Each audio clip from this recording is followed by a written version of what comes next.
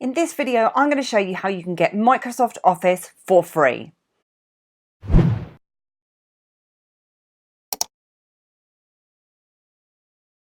If you'd like to use the likes of Word, Excel, Outlook and OneDrive, but don't fancy paying $100 for it per year, then you can use online apps absolutely free. What I'm going to do is I'm going to show you how you can get access to all of these. I'm Louise Elizabeth and welcome to Every Bit Helps. I really hope you enjoyed this video, and if you do, then please give me a like, hit the subscribe button and please feel free to share. Also, please check out my website www.everybithelps.co.uk for more tips, reviews and tutorials. So the first thing you want to do is you want to go across to office.com. So once you're on the site, you'll then see that you have two options. So you can either get Office, and from here is where you can purchase the full desktop version of Office and Office 365. So as you can see, it costs around $100 per year. You do obviously get the full functionality of the different types of Microsoft apps, and you also get 1 terabyte of OneDrive absolutely free. So that is really good if you are storing information up in the cloud and you want to ensure that that is obviously backed up. Then you have a lot of space obviously available there for things like photographs and documents and all the different types of things that you would like to store up in the cloud. However, if you do actually want to get Office for free, then that's what I'm going to show you right now. So obviously just going back to office.com, I then have the ability to sign in. So I'm just going to press onto that now. So in here, if you don't already have a Microsoft account, then you can create one, and obviously their accounts are absolutely free. So if you don't have one, you can click on this link. However, I've already got an account, so what I'm going to do is sign into that account now.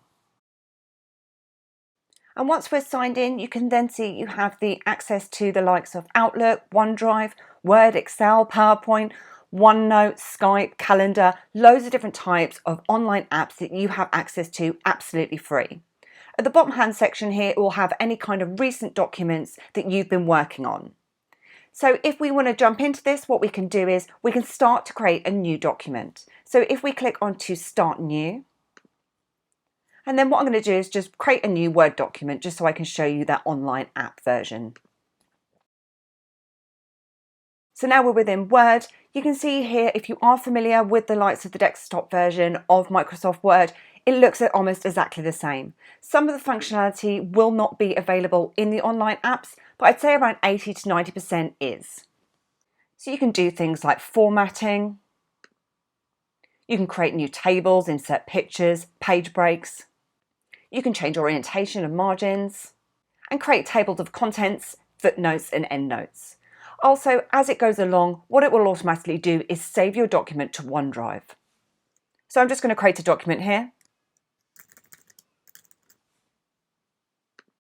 Pop some formatting on it.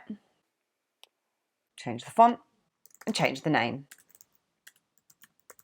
I'll now head back to office.com and you can see that that document is now appearing in my recent documents. Now, say for example, you have the desktop version of Microsoft Excel, for example. What you can do is you can work in a document over on the desktop version, and then you can open it up and upload it from OneDrive. So what I'll do is I'll just show you that now. So if I head over to OneDrive, and over on OneDrive, I can select to upload a file, or I can simply click and drag and move a file across into OneDrive.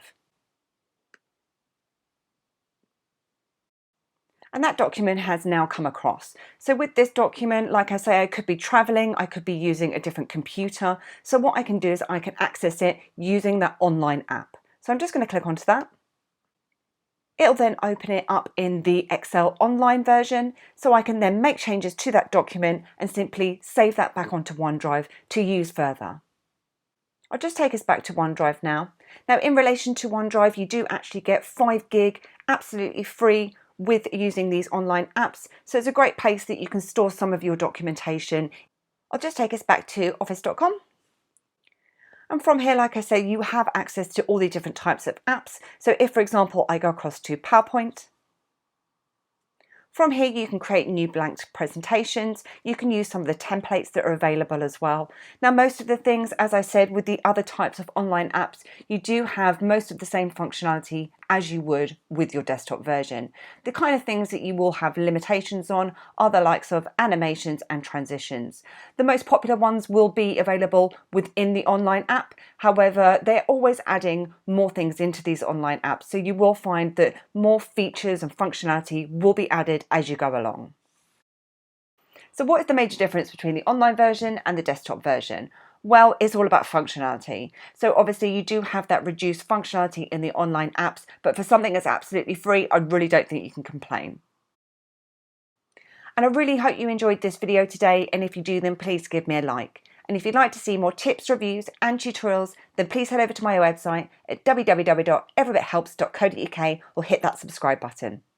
Thanks, and I'll see you soon.